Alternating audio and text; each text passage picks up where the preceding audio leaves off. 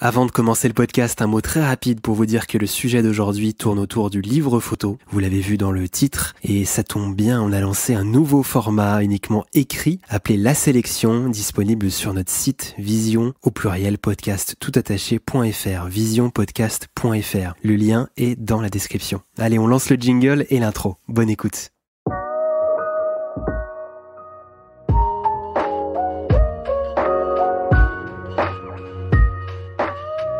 Salut, c'est Alyosha, bienvenue dans Vision.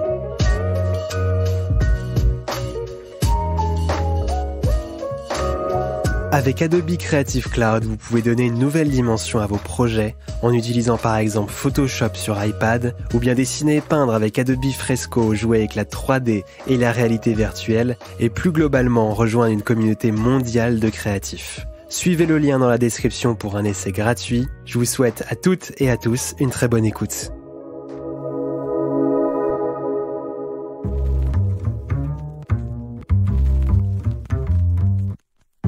Bien, bonjour à toutes et à tous, ou rebonjour. Aujourd'hui, on va traiter d'un thème qui nous tient à cœur et qui nous a été beaucoup demandé depuis la création du podcast. Faire un épisode autour du livre photo et de la situation du monde de l'édition photographique. Depuis près d'un demi-siècle, cette édition française contribue à l'émergence des auteurs et à la reconnaissance de leurs propositions photographiques. Le livre photo, c'est clairement la consécration pour beaucoup de photographes. Cette photographie que l'on regarde aujourd'hui souvent sur un écran, qui défile sous nos yeux, parfois très rapidement, et qui devient, avec le livre, un objet, se matérialise sous forme de récits, de séquences, et accompagné par une vision singulière et une esthétique graphique. C'est finalement un moyen d'expression essentiel pour chaque photographe et artiste. Il y a quelques années, Éric Karsanti du magazine Fisheye signait un article très intéressant, dans lequel il évoquait, et là je le cite, une offre pléthorique dans une économie en crise. De plus en plus de livres photos, mais de moins en moins de librairies. Un marché de niche, des livres qui coûtent cher à produire, et sans oublier l'émergence de l'auto-édition. Finalement, aujourd'hui, quelle est la situation de l'édition photo ? On va parler notamment d'initiatives, celle de France Photobook, qui veut valoriser et défendre auprès des professionnels, amateurs et collectionneurs de livres, la diversité et la spécificité française en matière d'édition photo. On a en tout cas un podcast passionnant qui nous attend aujourd'hui et en plus, je suis très content d'accueillir mes invités du jour qui sont Marianne Théry des éditions Textuelles, un grand nom parmi les maisons d'édition de photographie, et puis Mathieu Charon et Rémi Faucheux d'RVB Books, une maison d'édition indépendante qu'on aime beaucoup chez Vision, consacrée à la conception et à la réalisation de livres d'artistes. Pour les nouveaux et nouvelles, ce format épisode est un format beaucoup plus libre, pour celles qui sont en tout cas habituées par exemple au format Vision. Voilà, c'est un format sous forme de table ronde. On ne contrôle pas tous les paramètres, notamment le lieu d'enregistrement, les sons environnants, vous allez l'entendre juste après, mais au moins vous avez un podcast qui vit. On va du coup rejoindre tout de suite mes invités dans le quartier de Saint-Germain. Allez, suivez-moi.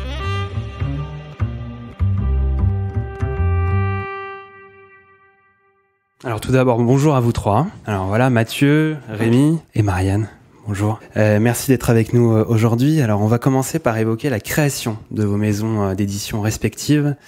Marianne Théry, vous êtes la fondatrice de Textuelles, une maison d'édition qui a été créée en 1994. Alors, on en a parlé un petit peu en off avant, vous vous spécialisez au départ pas sur la photographie, sur plutôt la littérature, les spectacles vivants. Alors, pourquoi avoir développé en tout cas un aspect plus photographique ? Pourquoi avoir voulu miser après coup sur le médium qu'est la photographie ? Alors, je crois pas qu'il s'agisse de miser pour moi.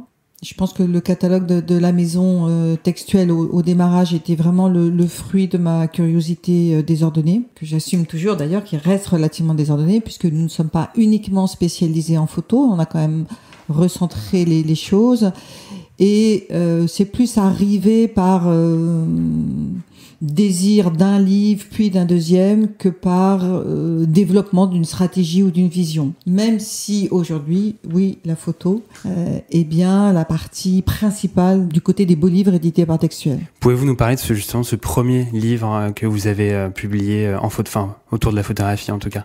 Alors donc c'était pas la création, et je crois me souvenir que c'était en 99, et c'est Guy Le Quérec, photographe de Magnum, parmi les anciens et les signatures connues, spécialiste notamment dans la photo de jazz.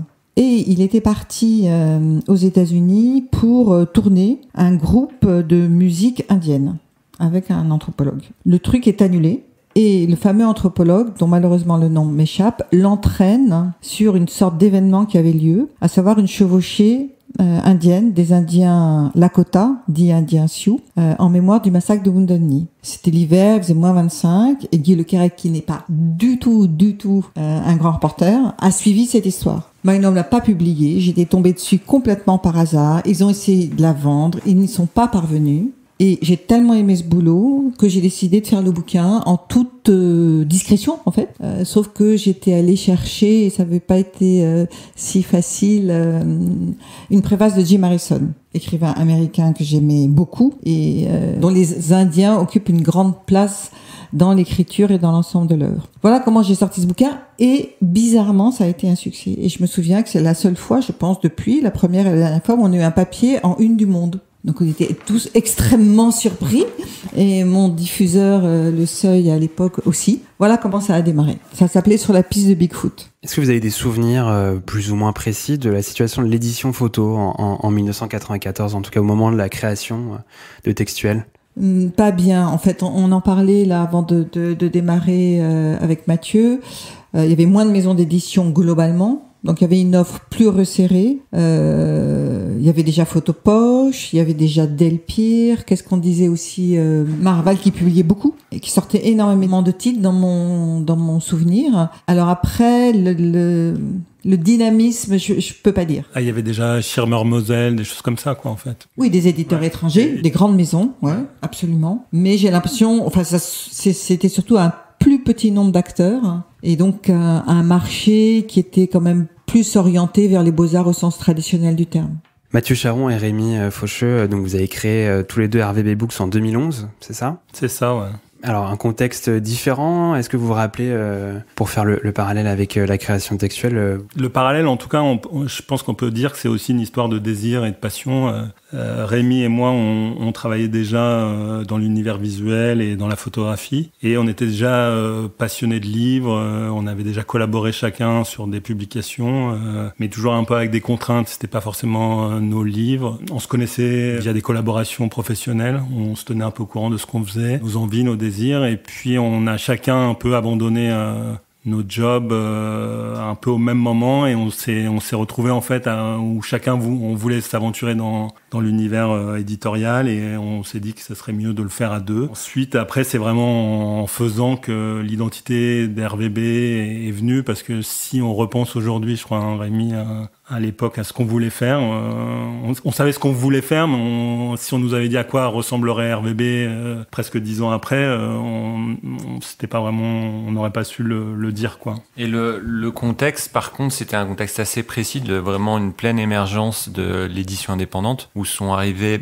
principalement de l'étranger, mais plein de petits acteurs, des artistes qui s'auto-éditaient, des petites maisons d'édition qui ont été montées par des graphistes ou parfois des photographes, parfois des collectifs, parfois des toutes petites maisons d'édition montées par des indépendants. Et nous, on a vu tout ça arriver de l'étranger, avec des foires qui commençaient d'émerger aussi. Et on a été surtout poussé aussi par les artistes, où c'était aussi des artistes totalement inconnus pouvaient, par un livre qui s'épuisait en quelques mois, faire un phénomène comme ça et accéder à une renommée internationale. Donc nous, on avait toute une génération d'artistes qui se sentaient un peu sous-représentés par les institutions, les institutions de la photographie, où c'était peut-être encore plus qu'aujourd'hui cloisonné avec l'art contemporain. Les institutions de photographie étaient à l'époque principalement tournées vers des artistes très déjà reconnus et consacrés, voire des rétrospectives d'artistes décédés. Il y avait assez peu de place pour la jeune création.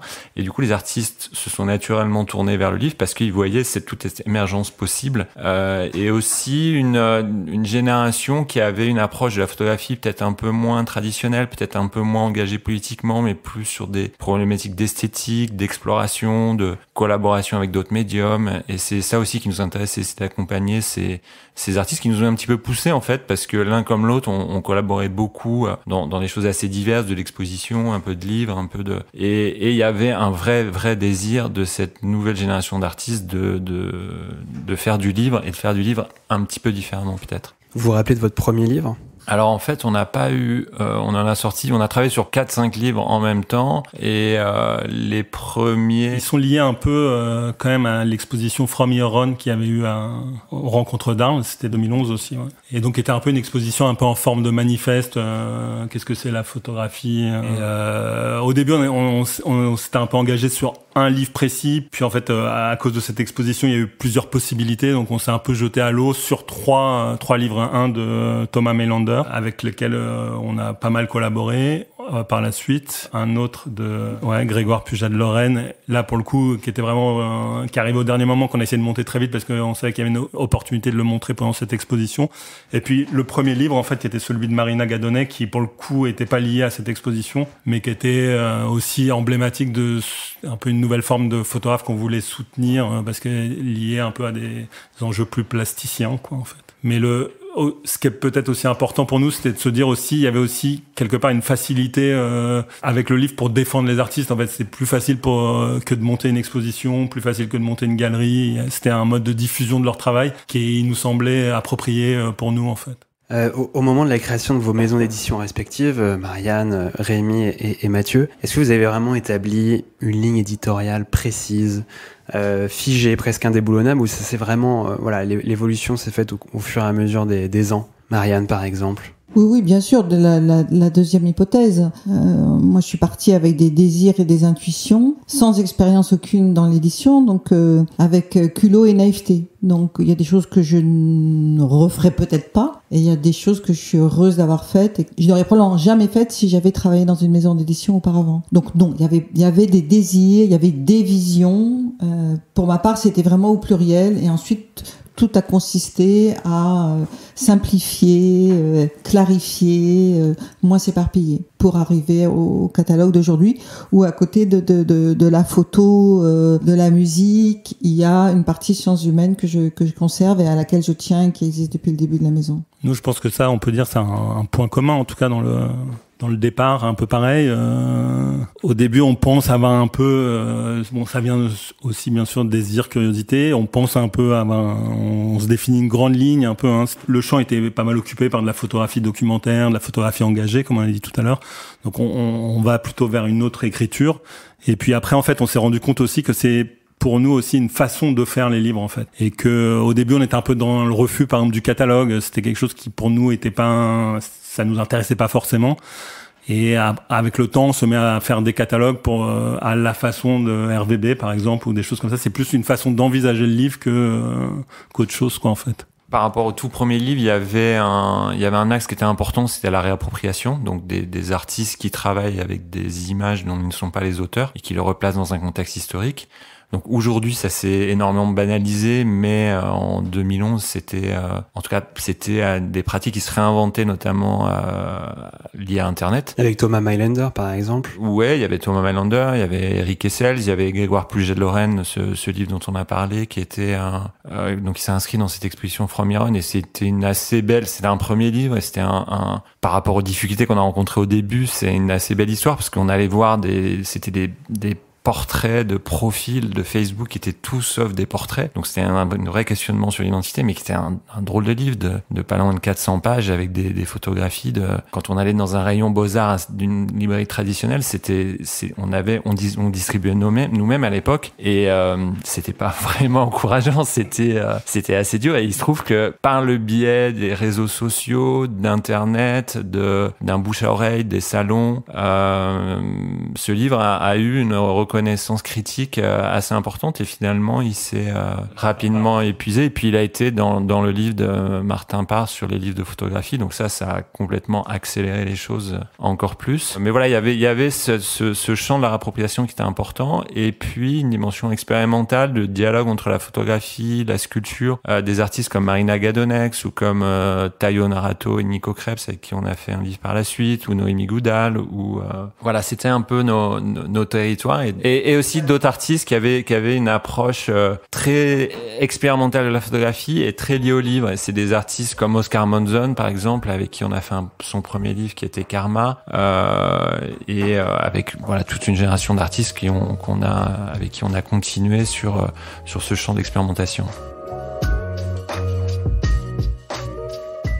Vous écoutez Vision, podcast de la photographie contemporaine.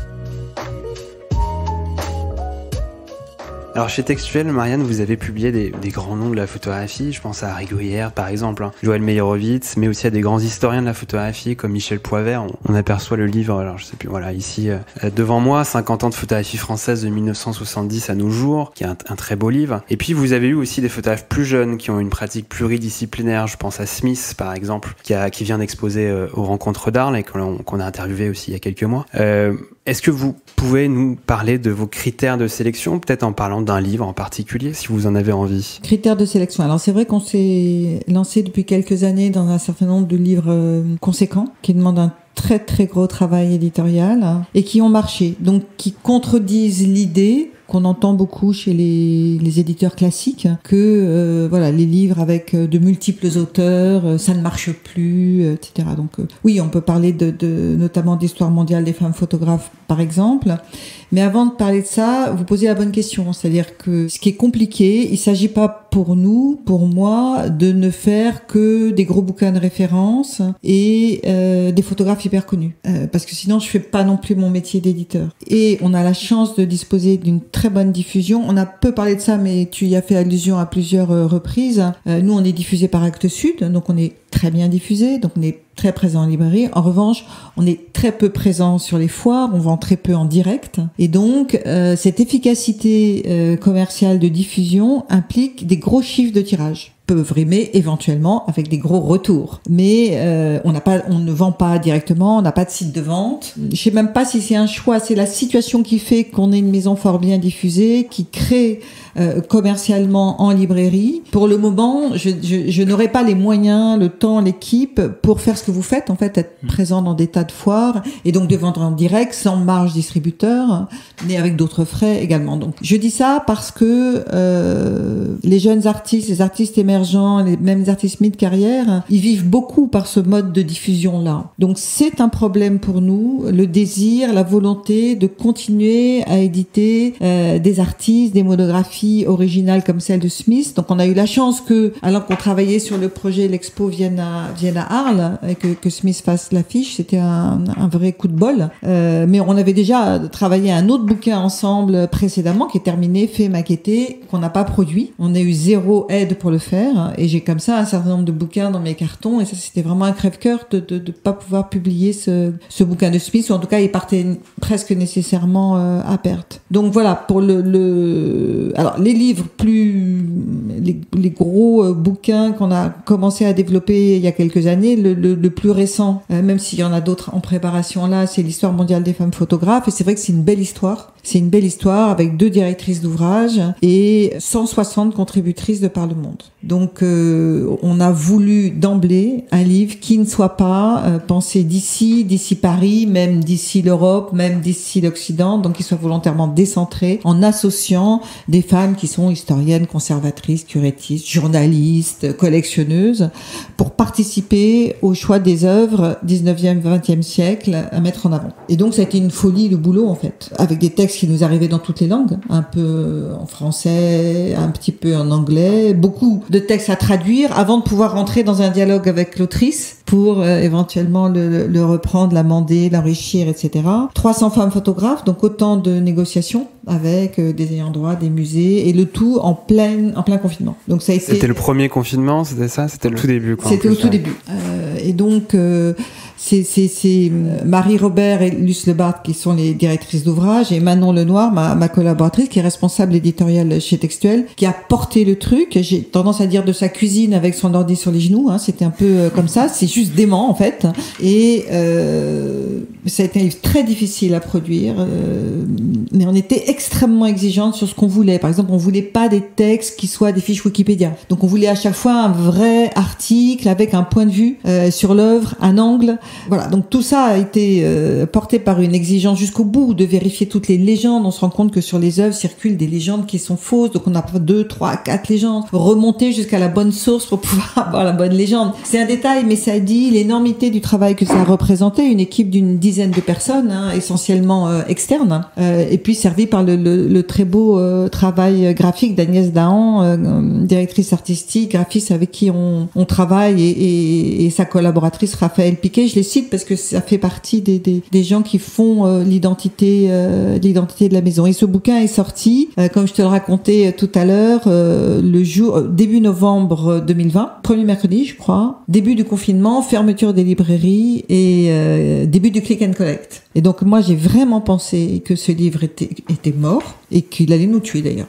Donc j'ai appelé Manon, j'étais loin de Paris pour lui dire écoute, dis-toi que je suis contente de l'avoir fait, on a bien fait, des discours comme ça super volontaires, parce qu'il va nous tuer, c'est trop con, on n'a pas de chance. Et en fait, on s'est retrouvés en rupture au bout de 10 jours ouvrables, et on en avait 5500 exemplaires à vendre. J'en avais imprimé 6000, mais bon, il y avait énormément de gratuits compte tenu de tous les contributeurs. Et il a fallu du temps pour le réimprimer. Et on l'a déjà réimprimé 2 fois. Et là, on hésite pour une 3e fois. On est à 11 000 exemplaires. Donc c'est un vrai succès. Et ce que je disais à Mathieu, c'est qu'il n'y a pas une histoire de bouquin qui ressemble à une autre. Celle-là, elle est vraiment invraisemblable parce que moi, je n'ai acheté aucun bouquin en click and collect. Beau livre, je veux dire, des romans, des essais, oui. Mais sinon, moi, je veux les feuilleter, je veux voir comment ils sont. Et puis après, je pourrais vous raconter d'autres histoires de bouquins qu'on n'aurait jamais dû réimprimer. Et on a planté le premier petit succès. Bon, voilà.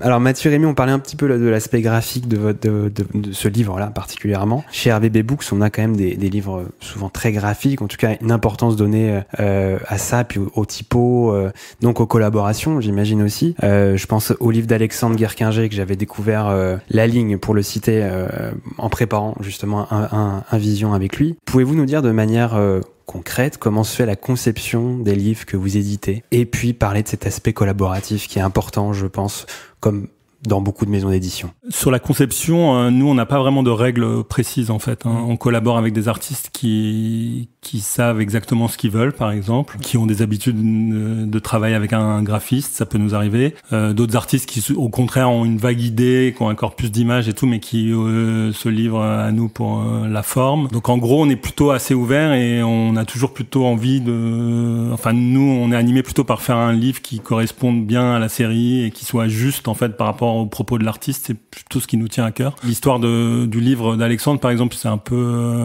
bon exemple parce que c'est un livre, il était venu nous voir et on avait peu de temps. Il y a l'exposition qui avait lieu à Arles, mais on savait pas comment faire le livre. C'était compliqué. On n'avait aucune subvention. On avait envie de faire ce livre, mais on voyait pas de solution, en fait, parce on en parlera peut-être, mais il y a aussi une question de financement dans l'édition. Et, à un moment, alors, il voulait quelque chose de plutôt très grand, vraiment le livre photographique classique, et en même temps, il y avait cette collaboration d'auteurs, et on était prêt de renoncer. Puis à un moment, on a eu cette idée en se disant, mais si on le fait sous forme d'un livre plutôt modeste, d'un livre de poche, mais avec un parti pris graphique un peu fort, ça nous semble, la couleur de la couverture, ce noir et blanc, contraste avec le noir et blanc et tout, ça nous semble quelque chose de faisable, et on est revenu vers lui en disant, voilà, nous on voit qu'une solution pour le faire, c'est ça, il a été plutôt emballé, et le livre il a existé comme ça. Mais en gros, nous, on peut dire, il n'y a pas vraiment de règles. Vous collaborez quand même avec des graphistes récurrents, ou ça change vraiment à chaque... C'est très variable, non. Il y a une partie qu'on fait nous. Moi, j'ai une formation de graphiste, mais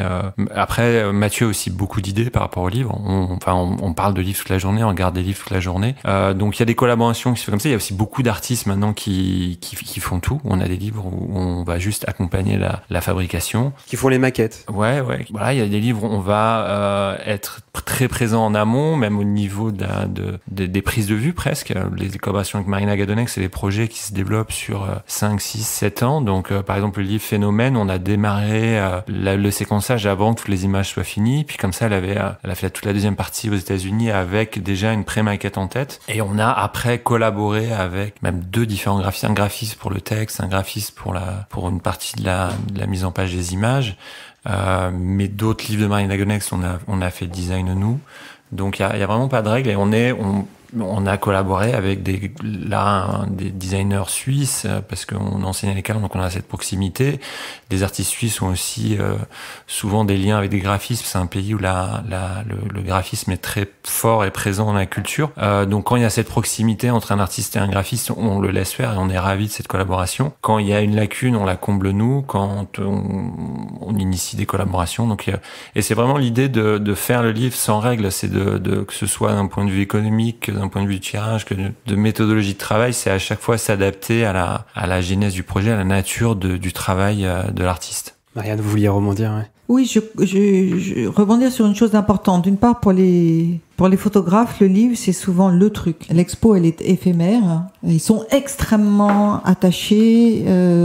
Ils attachent une très grande importance au livre et à l'objet livre. Ce que j'ai pu voir, moi, comme évolution, si je prends mon simple catalogue, au départ, par exemple, on avait quelques collections, notamment de beaux livres, avec un format prédéterminé, une pagination, un type de papier. Donc, c'était toujours le même objet. Donc, les graphistes, ils intervenaient que sur la 2D. Ils intervenaient très peu sur les objets. Il y a encore quelques gros éditeurs qui fonctionnent comme ça. Nous, ça fait bien longtemps qu'on a arrêté toute forme de collection et que chaque livre est une invention en soi, un façonnage en soi. Alors, c'est pas très rationnel d'un point de vue fabrication, d'un point de vue technique, peut-être d'un point de vue économique, mais ça fait partie intégrante de la démarche de l'invention, de la création, de la personnalité du livre. Et je pense que RVB en est vraiment l'exemple avec leur production, que avec le livre photo aujourd'hui, notamment avec le livre photo, on assiste à une sorte de revanche de la matérialité. C'est-à-dire que face aux espèces de flux continus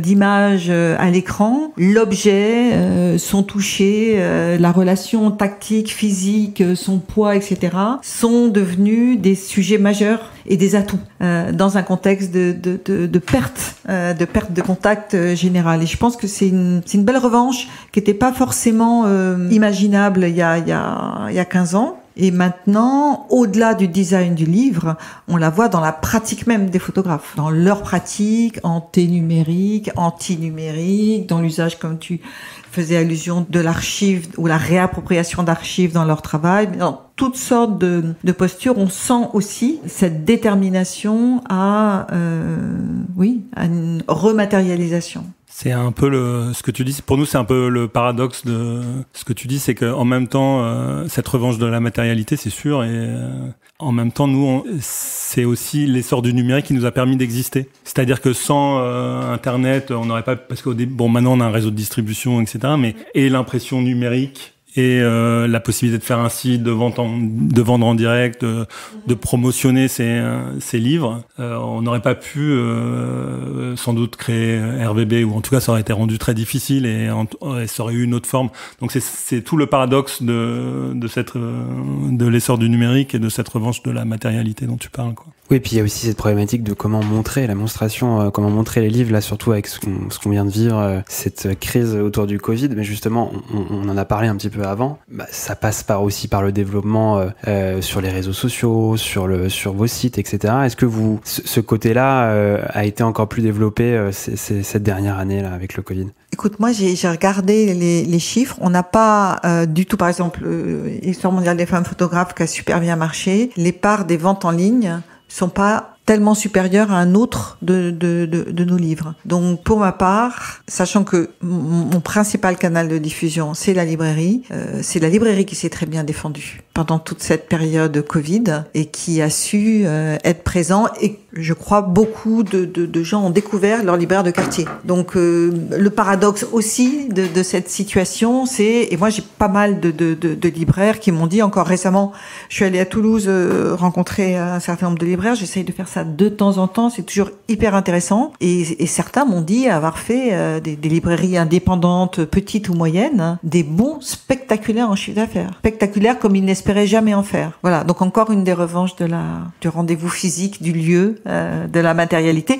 même si tu as tout à fait raison sur l'usage d'Internet, mais voilà, pour promouvoir, pour vendre, pour se faire voir, et donc ça me semble être le bon usage en fait, à sa juste place. Nous, c'est vrai qu'on vend beaucoup via notre site internet. Il se trouve que le confinement nous a donné du temps pour retravailler un site internet, donc accélérer un peu ça avec un très bon graphiste avec qui on a collaboré. Donc on sait pas exactement mais je pense que le confinement a eu des incidences positives sur le livre. Les gens se sont rendus compte qu'ils avaient un tissu libraire indépendant en France qui est assez extraordinaire. Je crois qu'il y a autant de librairies dans Paris que dans tous les États-Unis. Donc c'est une réelle chance avec un tissu de gens passionnés et qui savent mettre les bons livres et qui défendent des livres. Donc ça, c'est une richesse. Peut-être qu'il y a eu une petite solidarité en achetant un peu directement. Ça, je sais pas exactement. Et les chiffres sont tellement compliqués de savoir comment les gens achètent et pourquoi. Nous, c'est quand même assez important dans notre économie, les ventes en direct. On le prend en considération quand on fait un titre. Après, selon les titres, parce qu'on a des tirages beaucoup très disparates, mais la vente sur Internet, ouais, elle a son importance. Les réseaux sociaux, on y travaille, c'est très chronophage, mais c'est, je pense, assez indispensable. Après, on sait pas ce que ça nous apporte, mais on sait qu'il faut le faire, donc on le fait. Vous étiez juste récemment à Unseen, à Amsterdam par exemple, pour parler de foire, Rémi. Quelle importance vous accordez-vous de votre côté à la présentation de vos livres dans ce type d'événements et comment les préparez-vous ? Alors là, comme l'a dit Mathieu tout à l'heure, là, on a démarré un peu dans cette vague de l'édition indépendante où les foires avaient une importance. Donc assez rapidement, nous, on s'est intéressé aux foires. On a participé à New York Art Book Fair, à Offprint, principalement ces deux-là qui existaient à Londres, Paris, New York et Los Angeles. Et c'était, d'une part, c'est des moments. Il y a un certain nombre de livres qui ont besoin de clés de lecture, qui ont besoin d'explications. Donc il y a des libraires qui le font, mais il y a aussi beaucoup de librairies qui ne le font pas. Qui laisse juste des tables, les livres visibles sur une table, et de donner des clés de lecture, c'est parfois assez important. Sinon, les livres on passe complètement à côté. Il y a aussi des livres qui sont pas des livres de librairie, qui sont trop fragiles, trop grands, non reliés, donc on a du mal à imposer aux libraires.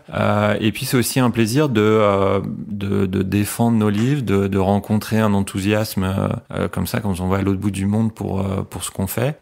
Et ce qui a changé aussi, c'est que on a démarré en faisant nous-mêmes notre distribution, et au fur et à mesure, on a amélioré notre distribution dans certains pays, et au point où maintenant on a 6, 7, 8 distributeurs différents selon les pays, et du coup nos livres se trouvent beaucoup plus facilement. Du coup, l'intérêt des foires est un peu moindre. Du coup, on s'est remis à faire des livres plus spécifiques parce qu'on avait aussi cette possibilité des foires de choses qui n'existent pas dans le circuit de la librairie, parce que c'est une œuvre trop compliquée qui a pas un potentiel pour un tirage important. Donc des livres qu'on va faire exister à 30, 50, 100 exemplaires. Des livres qui peuvent être aussi très peu chers. On fait des petits livres avec Thomas Highlander qui sont des choses qu'ils trouvent sur Internet, qu'on imprime. On détourne des techniques d'impression pour romans. Donc c'est des petites éditions de 200 exemplaires. L'idée, c'est qu'elles s'épuisent très vite parce que c'est comme une petite collection comme ça qu'on fait régulièrement, mais on fait aussi depuis peu des livres plus de bibliophilie, donc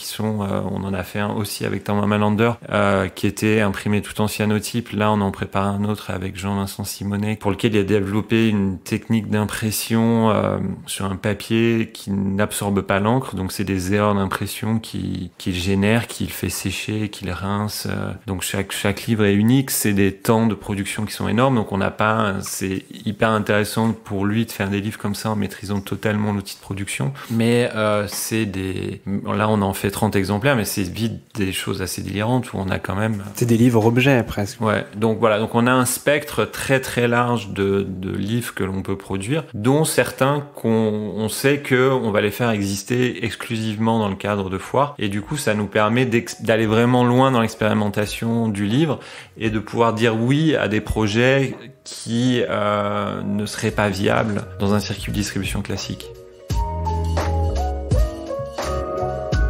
Vous écoutez Vision. Suivez-nous sur Instagram pour plus de news et de photos.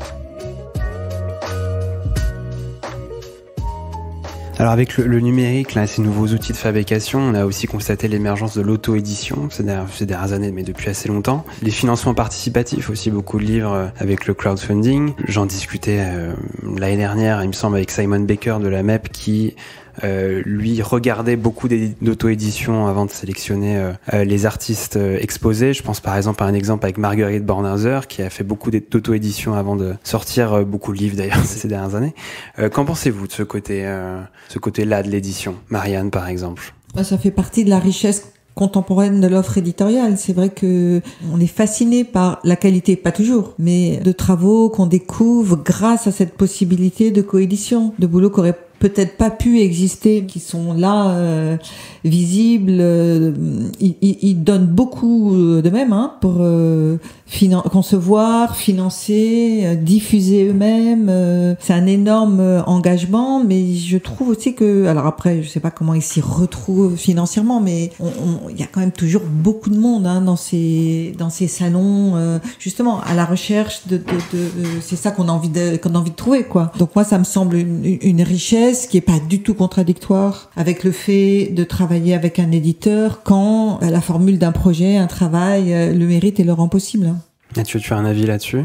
C'est une source d'énergie dingue, quoi, en fait. C'est juste que pour moi, c'est un peu, appliqué à la photographie, mais c'est un peu ce qu'on peut trouver aussi dans le zine ou des choses comme ça. C'est-à-dire que et ça permet souvent à des jeunes photographes de s'exprimer vite. Moi, c'est ça que je trouve dingue avec le livre, c'est cette possibilité de diffuser son travail et en fait, de le faire vite sans attendre et sans dépendre de beaucoup de monde. Mais justement, quand tu dis dépendre de beaucoup de monde, on va parler un petit peu de l'aspect financier. Voilà, on parlait de subventions tout à l'heure. Quelle importance ça a en fait pour la création d'un livre ? Tout dépend des livres, mais par exemple pour un premier livre, un jeune auteur, si on veut se lancer sur un tirage raisonnable, mais en impression offset, donc à partir de 800, 1000 exemplaires au minima, c'est des investissements colossaux et un risque que l'on peut souvent ne pas prendre. Donc là, une subvention devient indispensable. Donc on fait une partie des livres, du premier livre, via une subvention publique. Pour un premier livre en France, c'est rarement le cas. C'est plutôt des aides pour des artistes à mi-carrière. Mais nous, on a édité quelques jeunes artistes suisses. Donc là, c'est une subvention de Pro Helvetia. Après, ça peut être une aide régionale, ça peut être via une exposition, ça peut être en prévendant des tirages de tête. Il y a différentes formules. Et c'est vrai, ce qu'on disait tout à l'heure, c'est qu'il faut être aussi créatif souvent dans le montage financier d'un livre, parce qu'il n'y a pas de recette immédiate, il n'y a pas une règle à appliquer que dans la conception globale d'un livre. Oui, je confirme tout à fait ce qui vient d'être dit, sachant que en Suisse, on trouve pas mal de fondations comme celle que tu as citée ou d'autres que vous connaissez d'ailleurs sans doute bien parce que c'est un pays que vous connaissez bien.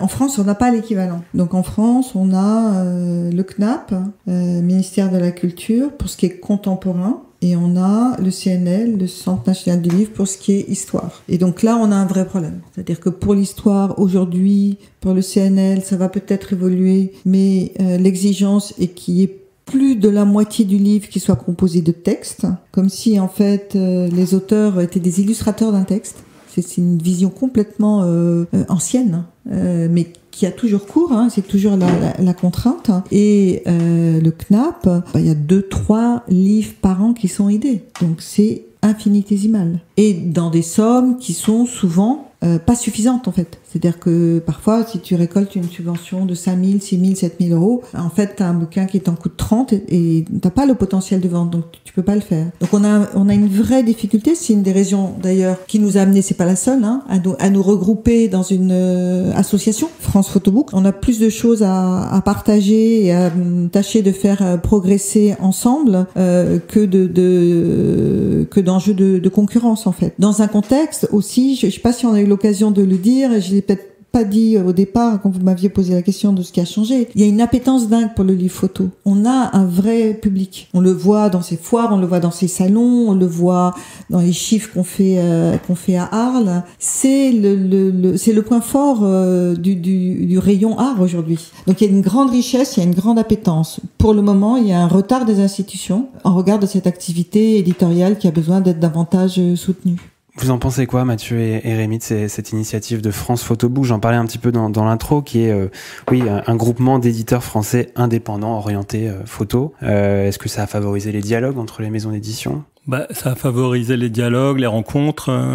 On en parlait tout à l'heure. Ce qui est intéressant, c'est on est tous très différents. Et en même temps, on a tous des points communs et beaucoup d'histoires à se raconter. Parce qu'en effet, il y a un peu ce qui va sortir de cette conversation, c'est qu'il n'y a pas de règle pour faire un livre photo, quoi. Et c'est une somme d'expériences à chaque fois. Ce sont des rencontres, des risques qui sont pris, des certitudes qui sont démenties, parce que autant parfois on part à l'aventure, on se dit on sait pas si ça va marcher, ça devient un succès.